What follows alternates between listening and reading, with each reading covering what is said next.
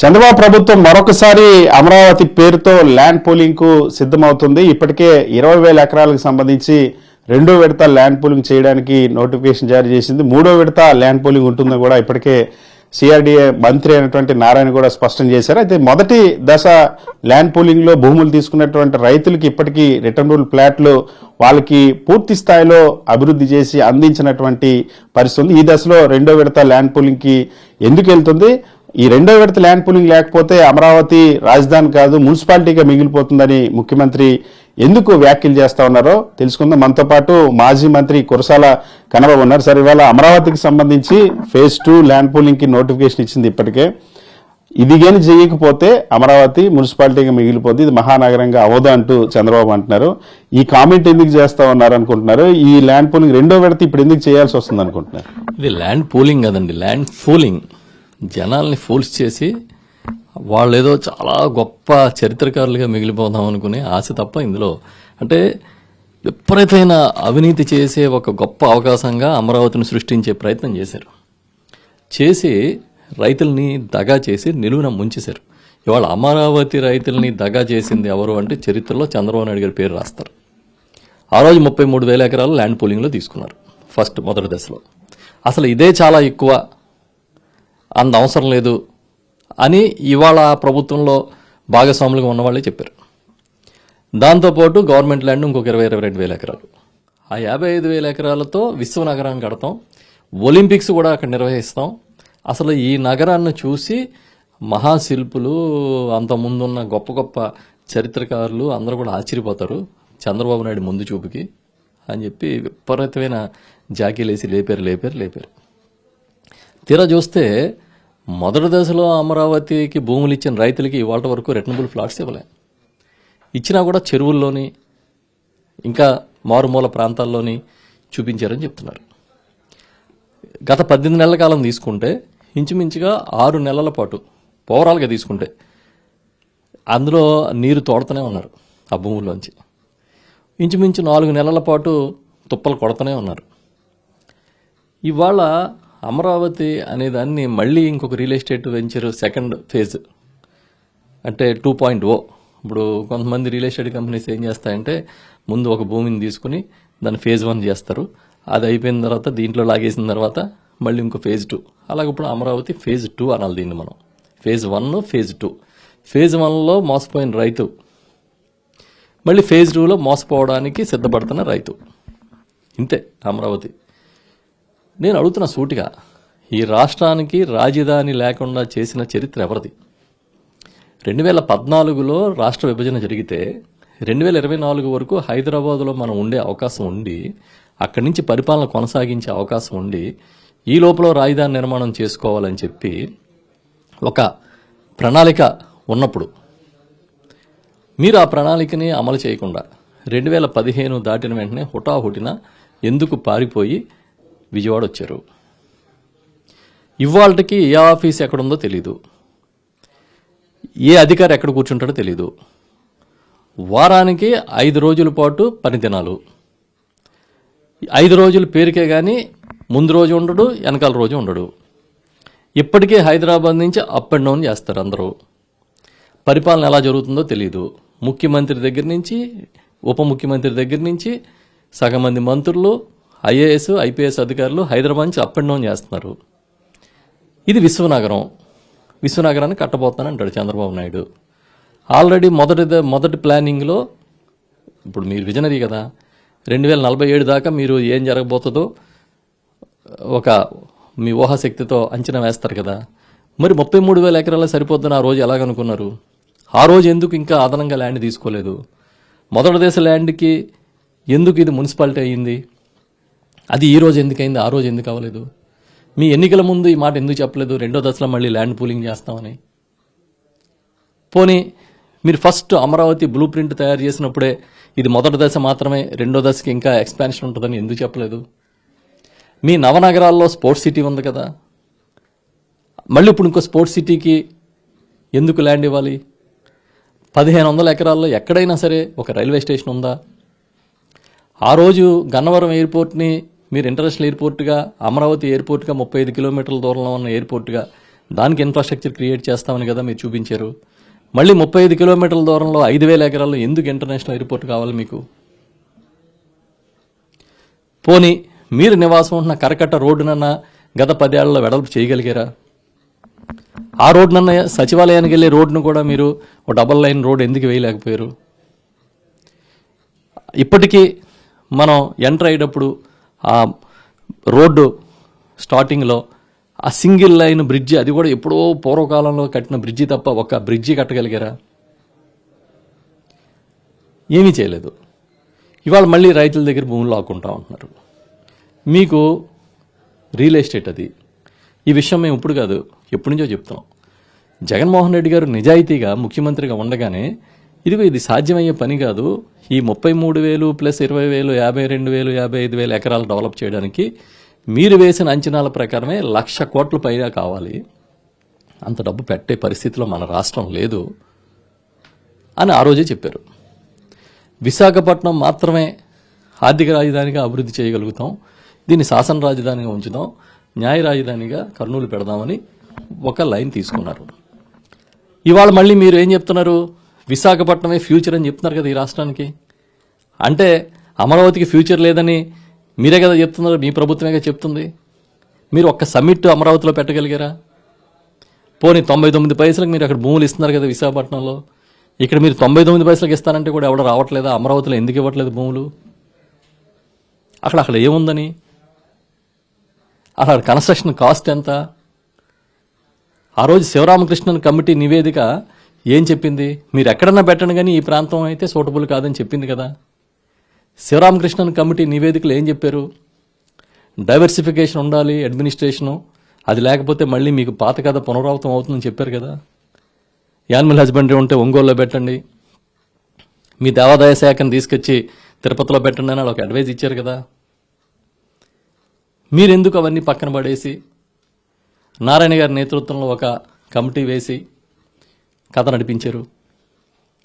ఇప్పుడు మళ్ళీ రైతులు మోసం చేయడానికి మళ్ళీ సెకండ్ టైం పూలింగ్ అంటున్నారు కదా.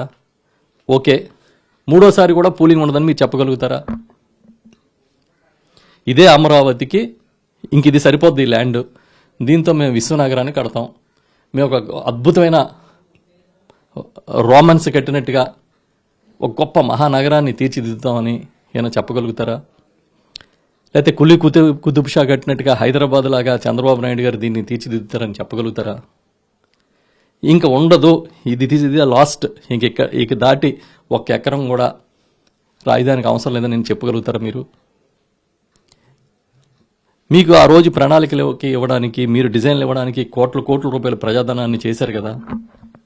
మీరు ఆ రోజు డిజైన్స్ కోసం ఇడ్లీ పాత్రలాగా, వంట పాత్రలాగా, వంట గిన్నెల్లాగా మీరు డిజైన్స్ చేయించిన దానికి కోట్లాది రూపాయలు మీరు ఫీజు ఇచ్చారు కదా.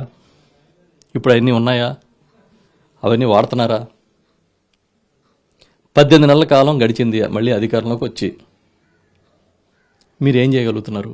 నిన్న మొన్న ఆంధ్రజ్యోతిలో ఒక వార్త చదివా.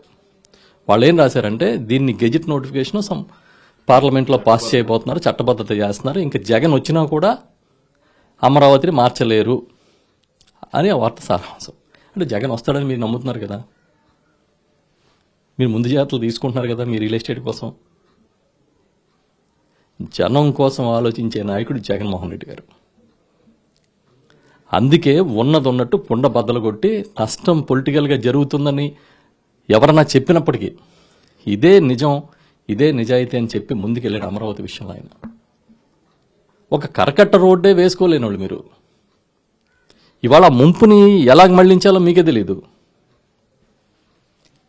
ఏదైనా అంటే మా కరకట్ట దగ్గర ఉన్న సీఎం రెసిడెన్సీని ఆయన ఇది పడవలు అడ్డుపెట్టి ముంచేశాడని చెప్పారు. మరి ఇప్పుడు ఏ పడవలు అడ్డుపడితే మొత్తం అమరావతి భూములని మునిగిపోయినాయి చెప్పండి నాకు. ఇప్పుడు కూడా జగన్ గారు ముంచారా? ఆ రోజు అధికారంలో వైఎస్ఆర్ పార్టీ ఉన్నప్పుడు మీరేం చెప్పారు? బ్యారేజీకి పడవలు అడ్డుపెట్టి నీరంతా ఆగిపోయేలాగా చేసి అదంతా చంద్రబాబు నాయుడు గారి నివాసం ముంచెత్తేలాగా చేశారు, ఇది కుట్ర అని కదా చెప్పారు మీరు. మీ మీడియా అదే కదా రాసింది. మరి ఇప్పుడు మునిగిపోయింది, ఇప్పుడు మీరు ఇంజిన్లు పెట్టి తోడుతున్నారు తెల్లవారులు. వరద ముంపులోనే అమరావతి ఉంది. దీన్ని కూడా జగన్ గారే ముంచారంటారా? నాకు తెలిసి ఫ్లోటింగ్ క్యాపిటల్ ఈ ప్రపంచంలో ఎక్కడా లేదు. బహుశా దీన్ని ఒక అమరావతిని ఫ్లోటింగ్ క్యాపిటల్ చేస్తారేమో. నేను చాలా చిత్రంగా ఆశ్చర్యపోయాను.